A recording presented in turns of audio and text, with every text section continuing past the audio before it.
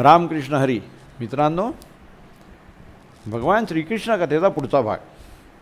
मागच्या भागात आपण ऐकलं मगध नरेश जरासंध याचा 18व्या भगवान श्रीकृष्णांनी कसा पराभव केला. 18व्या पराभवाच्या वेळी कालयवन जो असतो त्याला मुचकुंदाच्या हाती कसं मरण प्राप्त झालं, भगवान श्रीकृष्णांनी ते घडवून आणलं. त्याच्यानंतर सर्व धन जे होतं ते मथुरेहून द्वारकेला हलवलं. द्वारका नगरी निर्माण केली. आधी एका रात्रीत निर्माण केली ती द्वारका नगरी ब्रह्मदेवाच्या हाती. आणि सर्वजण झोपेत असताना आपण स्वतः सोडून म्हणजे बलराम दादा आणि इतर सर्व यादववीर, आपले मातापिता उग्रसेन ह्याच आणि सगळी यादव कुळं त्यांच्या संतानांसकट कुटुंबियांसकट एका रात्रीत द्वारका नगरीमध्ये स्थलांतरित केली, त्यांना न कळता. हे एवढे सगळे जे पराक्रम असतात ते आपण आधी श्रवण केले. आता आपण भगवान श्रीकृष्ण आणि रुक्मिणी यांच्या विवाहाकडे येऊ. तो कथाभाग आता ऐकायचा आहे. कौंडिण्यपूर तिथला राजा भीमक, त्याला 5 मुलं असतात. सगळ्यात मोठा असतो तो रुक्मी, त्याच्यानंतर आणखीन 4 मुलं असतात आणि 6वी मुलगी असते. 6वं अपत्य जी मुलगी असते तिचं नाव रुक्मिणी. ती साक्षात लक्ष्मीचा अवतार असते. आपल्याला आपण मागे श्लोक ऐकला होता, लक्ष्मीप्रती सांगे तेव्हा ऋषिकेशी कौंडिण्यपुरासी जावे तुम्ही, आठवत असेल.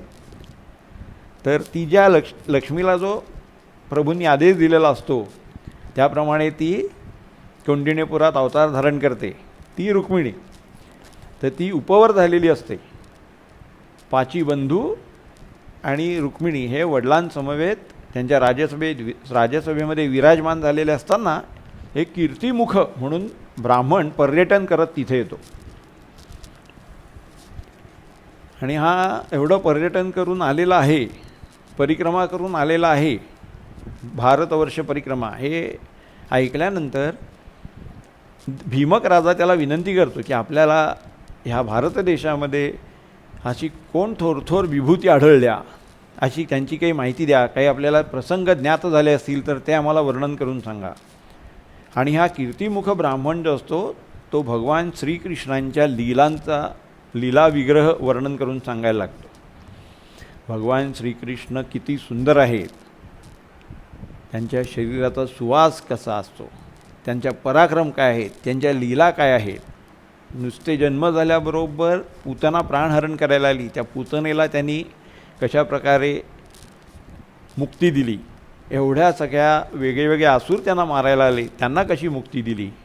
नंतर मथुरेमध्ये जेव्हा कंसाने बोलवलं तेव्हा चाणूर राक्षसाचा वध करून ते एवढं लोखंडी प्रचंड मोठं धनुष्य असतं, धनुर्याग ज्याचा मांडलेला असतो, तर ते भंग करून शेवटी कंसाचा वध कसा केला. उग्रसेन महाराजांना त्याच्यातून सोडवलं. माता आणि पिता देवकी आणि वसुदेव यांना मुक्त केलं. त्याच्यानंतर कुब्जादासी जी होती तिलासुद्धा अप्सरेचं रूप प्राप्त झालं मूळ भगवान श्रीकृष्णांच्या फक्त स्पर्शाने. अशा सर्व त्यांच्या लीला, पराक्रम, ऐश्वर्य, क्रीडा हे सांगत असताना रुक्मिणीच्या मनामध्ये भगवान श्रीकृष्णांची कीर्ती असं काही घर करते की ती अशी थरथर कापायला लागते. अष्टांगभाव जागृत होतात आणि भगवान श्रीकृष्णांची कीर्ती ऐकत असताना ती बेशुद्ध होऊन पडते आनंदाने आणि त्यांच्यावर भक्ती जडल्यामुळे. तर तिच्या ज्या सख्या असतात त्या घाबरतात. त्यांना काय वाटतं की कुठल्या तरी भूतानी झडपलेलं दिसतंय बहुतेक रुक्मिणीला. रुक्मिणीला भूतानी झडपलं होतं का? ऐकूया. पंढरीचे भूत मोठे, पंढरीचे भूत मोठे, येता जाता झडपी वाटे, येता जाता झडपी वाटे, तेथे जाऊ नका कोणी, तेथे जाऊ नका कोणी. गेले नाही आले परतोनी, गेले नाही आले परतोनी तेथे जाऊ नका कोणी. बहु खेचरीचे रान जाता वेडे होय मन जाता वेडे होय मन तेथे जाऊ नका कोणी. गेले नाही आले परतोनी गेले नाही आले परतोनी तेथे जाऊ नका कोणी. तुका पंढरीसी गेला तुका पंढरीसी गेला पुन्हा जन्मा नाही आला पुन्हा जन्मा नाही आला. तेथे जाऊ नका कोणी तेथे जाऊ नका कोणी. गेले नाही आले परतोनी गेले नाही आले परतोनी तेथे जाऊ नका कोणी तेथे जाऊ नका कोणी. हरी हरी, हे पंढरपूरचं भूत आहे ना, भयंकर झळपतं. एकदा का त्यांनी तुमच्यावरती अंमल बसावला की झालं, मग त्याच्यानंतर तुमची सुटका नाही. आणि हे जे झपाटं पंढरीचं भूत, त्याला काय म्हणतात? भक्ती. ही भक्ती प्राप्त व्हायला संचित परिमाण खूप चांगलं लागतं, तरी भक्ती प्राप्त होते. रुक्मिणी अशी बेशुद्ध होऊन पडलेली पाहिल्याबरोबर सगळ्यांना भीती वाटायला लागते. काय झालं? पण वडील भीमक राजा ओळखतात. तिथे वडील भीमक राजा ते खूप बुद्धिमान असतात. त्यांच्या लक्षात येतं कुठल्या भूताने झळपले आपल्या लेकीला. आणि ते नंतर त्यांची पत्नी म्हणजे रुक्मिणीची आई शुद्धमती, त्या शुद्धमतीला सांगतात, बरं का, त्या कृष्णभूताने झडपलं आपल्या लेकीला झडपलं आहे. तिलाही आनंद होतो. वा वा वा, आपल्या मुलीचं चित्त जर भगवान श्रीकृष्णांच्या चरणी जडलं असेल तर ह्याच्यासारखी अजून सौभाग्यदायक घटना कोणती. लगेच तत्काळ भीमक राजा आपल्या त्या राजसभेमध्ये प्रस्ताव ठेवतो की आपली मुलगी जी रुक्मिणी आहे, राजकन्या रुक्मिणी, हिचा विवाह भगवान श्रीकृष्णांशी करून द्यावा. बोला तुमचं काय मत आहे? तेव्हाच्या काही हे जे सुशील सदाचरण संपन्न आणि क्षत्रिय कुळातले राजे होते ना, हे सगळेजणं आपल्या दरबाऱ्यांची, राणी वशातल्या म्हणजे राण्यांची, याच्यानंतर आपल्या पुत्रांची, बंधूंची आणि प्रजाजनांची, या सर्वांची मतं जाणून घेऊन त्याच्यावर सारासार विचार करून नंतर निर्णय द्यायचे. मनाला आलं की ते आचरणात आणलं. बरं का, हे असा प्रकार तेव्हा नव्हता. तर सर्वजणांना ही कल्पना आवडली. पण त्यांचा ज्येष्ठ पुत्र जो होता रुक्मी, तो तमोगुण संपन्न होता. दुर्वर्तनी, दुराचरणी, तमोगुण संपन्न. तो फार मोठा योद्धा होता. पण त्याचे सगळे जे स्नेही होते ते कोण होते? मगध नरेश, जरासंध, शिशुपाल, दंतवक्र. बरं का, तो म्हणतो आपण क्षत्रिय आहोत आपण. आणि तो कृष्ण आहे ना, तो एक गवळी, त्याला अजिबात रुक्मिणी पत्नी म्हणून द्यायची नाही. रुक्मिणीचा विवाह त्या कृष्णाची अजिबात करून द्यायचा नाही, नाही तर आपण जिथेच मेलो म्हणजे त्याच्यानंतर आपलं जीवन जगणं जे आहे ते आपण मृतप्राय होऊ, काय आपण असून नसल्यासारखे होऊ. अजिबात लग्न करायचं. एक छोटंसं कुठेतरी किरडू मारलं आणि ते सगळे लागले मोठे करायला. त्याला कल्पना नव्हती आघासूर म्हणजे केवढा मोठा होता. काय त्याच्या तोंडातून भगवान श्रीकृष्ण, बलराम आणि सर्व एवढी मोठी गोकुळ सेना सगळे त्याच्या तोंडात गेले होते. नंतर त्यांनी तोंड मिटलं, एवढा मोठा. ते काही किरडू होतं छोटंसं. पण नाही, बुद्धी भ्रष्ट झाली ना की असे विनोद सुचायला लागतात. काय म्हणे तो कालियाला पळून लावलं. अरे कालियाला पळून कोणीही लावू शकलं नव्हतं. काय भगवान श्रीकृष्णांनी त्याला तिथून हाकलून दिलं, समुद्रात जाऊन राहा म्हणून सांगितलं. पुतनेचं प्राणहरण केलं. काय असुरासूर त्याचा आपल्या हाती मृत्यू नाही, तेव्हा आपल्या मुलांनी जे ब्रह्मवाक्य लिहिले त्याचा आदर राखायचा म्हणून मारुतीला पाचारण केलं आणि मारुतीने त्याला मुक्ती दिली. एवढ्या वेगळ्या वेगळ्या असुरांचा वध केला. चाणूराला मारलं, ते लोखंडी धनुष्य जे असतं काय त्याचा भंग केला. धनुर्याग ज्या मांडलेला असतो तर तिचे जे पूजेसाठी लोहाचं धनुष्य ठेवलेलं असतं प्रचंड मोठं, ते सहज ज्यांनी भंग केलं. ज्यांनी एका रात्रीत द्वारका नगरी ब्रह्मदेवाकडून उभारून घेतली, आपल्या सर्व नातेवाईकांना आप्तस्वकीयांना रातोरात तिकडे हलवलं न कळू देता, त्यांची निद्रासुद्धा बिघडू दिली नाही. जरासंधाचा एवढ्या वेळा पराभव केला. एवढी जी सत्कृत्य झाली, पण ही त्यांनी तो कसला कृष्ण, हे काय वाटेल ते सांगतात, अजिबात नाही द्यायची. तर क्षत्रिय कुलावतांश शिशुपालाला रुक्मिणी द्यायची. त्याचा मित्र होता शिशुपाल रुक्मीचा. आता राजा त्याच्या दुराग्रहापुढे काही बोलू शकला नाही. राजाचं वय झालेलं असतं आणि हा महापराक्रमी असतो रुक्मी. त्याच्यामुळे त्यांनी एवढा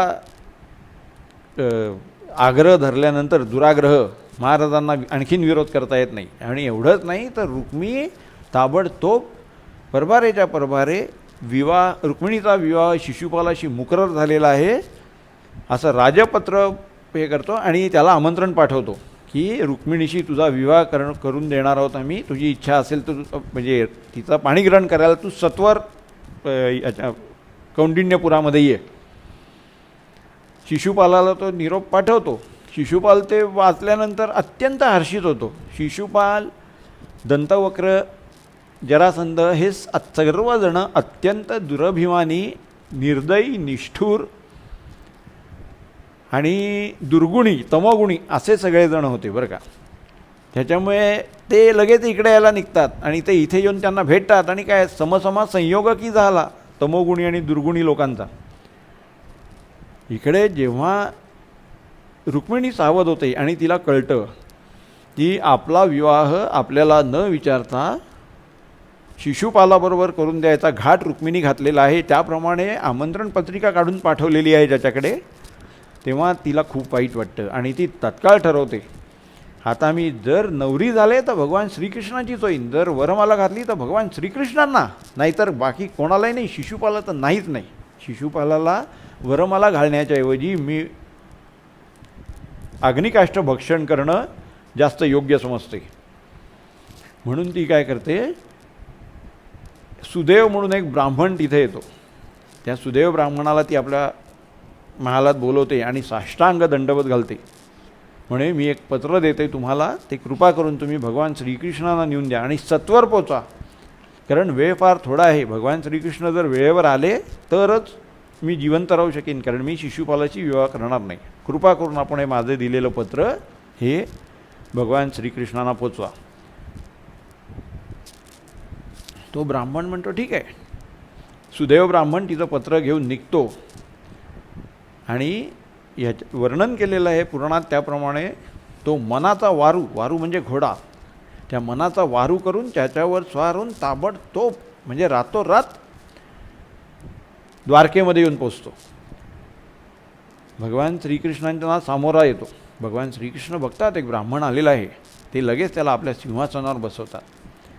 काय त्याची षोडशोपचारे पूजा करतात. भगवान श्रीकृष्णांचा स्पर्श झाल्याबरोबर तो एवढा जो थकलेला दमलेला असतो तो एकदम त्याचा सगळा थकवा दूर होतो आणि भगवान श्रीकृष्णांचं नुसतं दर्शन झाल्याबरोबर त्याला इतका आनंद आणि इतकं प्रसन्न वाटतं की तो देहभान विसरतो. आता बोलण्याची प्रस्तावना सुतोवाचे काय करावं कसं करावं हेच त्याला कळत नाही.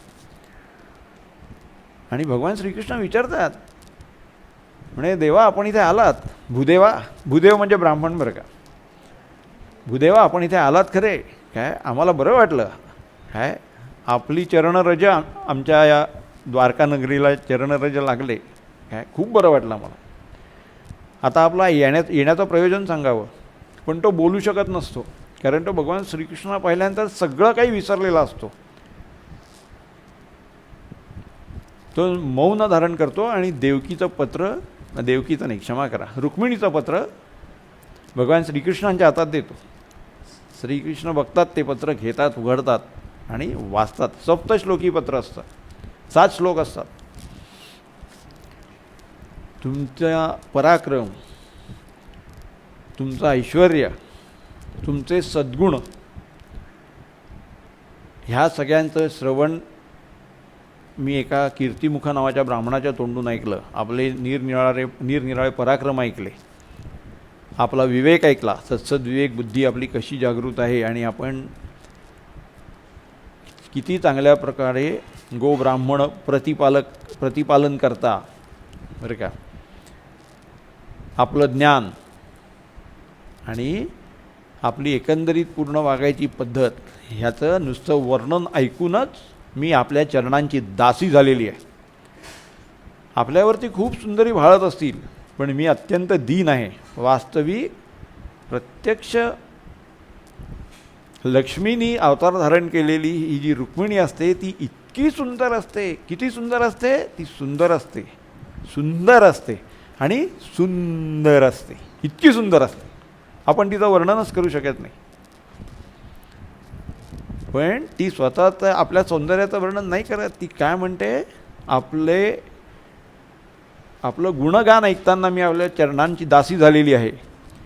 तेव्हा आणि एवढंच नाही तर मी मनोमन आपल्याला वरलेलं आहे आणि मी तुमच्या अर्धांग जे तुमचं आहे ते मी माझं गृह समजते. आपण पत्नीला अर्धांगिनी म्हणतो. आणि हे नरसिंहा, मी तुमच्या अर्धांगाची वाटेकरी असूनसुद्धा तो शिशुपाल नावाचा कोल्हा माझा ग्रास घेऊ इच्छितो. आणि माझ्या घरच्यांनीसुद्धा नाईलाजानी का होईना माझा बंधू जो रुक्मी त्याच्या आग्रहाला बळी पडून माझं लग्न शिशुपालाशी लावून द्यायचं ठरवलं आहे. पण जर त्याच्याशी माझं लग्न लागलं तर मी लग्न लावू देणारच नाही. त्याच्या आधीच मी अग्निकाष्ठ भक्षण करीन आणि तुम्हाला प्राप्त करून घ्यायला जन्मोजन्मी तपश्चर्या करीन. मला कितीही तपश्चर्या, कितीही अवघड प्रसंगांना सामोरं जायची माझी तयारी आहे 72. पण जर मी वरीन तर तुम्हालाच. मी फक्त तुमच्या चरणांची दासी आहे आणि तुमच्या व्यतिरिक्त आणखीन कुठल्याही पुरुषाचा मी पती म्हणून विचारही करू शकत नाही. तेव्हा वेळ खूपच थोडा आहे. आमच्या कुलाचाराप्रमाणे लग्नाच्या दिवशी सकाळी आमच्या गावाच्या बाहेर कौंडिण्यपुराबाहेर जे अंबिकेचं म्हणजे पार्वती मातेचं मंदिर आहे, तर तिथे जाऊन पार्वती मातेची षोडशोपचारे पूजा करायचा आमचा प्रघात आहे, आमची परंपरा आहे. तर मी जेव्हा अंबिकेचं दर्शन करायला जाईन आणि पूजा करायला जाईन तेव्हाच आपण तिथे यावं आणि माझं हरण करावं अशी मी आपल्याला नम्र विनंती करते. मी एक दीन आहे आणि तुम्ही दीनदयाळ आहात. तेव्हा माझं हे दुस्साहस तुम्हाला वाटेल की एक राजकुमारी आपल्याला पत्र लिहू धसते. मी तुमच्यासाठी कदाचित योग्यही नसीन, पण माझ्या धारिष्ट्याबद्दल मला क्षमा करा. पण मी आणखीन कोणाचीच होऊ शकत नाही. मी फक्त आपलीच आहे. तेव्हा कृपा करून आपण तात्काळ या. भगवान श्रीकृष्ण ते पत्र वाचतात आणि त्या सुदैव ब्राह्मणाला विचारतात. तोपर्यंत संध्याकाळ झालेली असते. कधी आहे लग्न? उद्या आहे महाराज. ठीक आहे.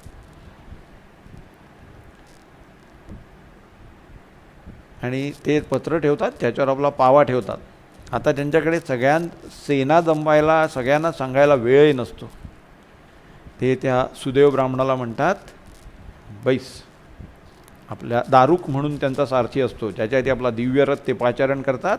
सुदैवाला बसवतात, आपण बसतात आणि तात्काळ तो रथ रवाना होतो कौंडिण्यपुराच्या दिशेने. रातोरात एका रात्रीमध्ये द्वारकेहून निघालेला जो रथ आहे तो कौंडिण्यपूर अमरावती या नगरीमध्ये येऊन पोचतो. नगरीच्या बाहेर थांबतात, ते नगरीत जात नाही. आणि इकडे थोड्या वेळाने बलरामदादा येतात. अरे कृष्ण दिसत नाही कुठे? ते सगळे त्यांचे सगळे नोकरवर्ग जे असतात पहारेकरी त्यांचा असतात. म्हणजे भगवान श्रीकृष्ण एका ब्राह्मणाला रथात बसवून भरधाव वेगाने कुठेतरी निघून गेले. अरे माझी आज्ञा न घेता हा श्रीकृष्णाचा जाऊ कसा शकतो? त्याच्या लक्षात कसं येत नाही कुठे गेला? भगवान श्रीकृष्ण नाही म्हटल्यावर अस्वस्थ झालेले असतात. तेवढ्यात त्यांना दिसतं, त्याच्या पाव्याखाली एक पत्र दिसतं भगवान श्रीकृष्णांच्या. ते पत्र घेऊन वाचतात. अरे च्या म्हणतात त्या कौंडिण्यपुराच्या राजकन्येनी बोलवलं रुक्मिणीनी, म्हणून कृष्ण तिकडे गेला आहे आणि एकटा गेला. ह्याला काही समजतच नाही. मला नाही सांगायचं, मला काळजी वाटते याची, असा दुस्साहस करतो. नाही नाही, सगळ्यांना सांगतात, चतुरंग सेनेला सांगतात, ताबडतोब तयार व्हा, आपल्याकडे वेळच नाही आहे, तात्काळ आपल्याला कौंडिण्यपूर गाठायचं आहे. तेही सगळे एकत्र पूर्ण सैन्य जमा होतं, बलराम दादाच्या सैन्याचं कूच करतात आणि तेही न थांबता भरधाव वेगात कौंडिण्यपुराच्या बाहेर घेऊन पोचतात. आता पुढे काय प्रसंग घडणार आहे तो मित्रांनो आपण पुढच्या भागामध्ये पाहू. ठीक आहे, तोपर्यंत आपण मला अनुज्ञा द्या. रामकृष्ण हरी.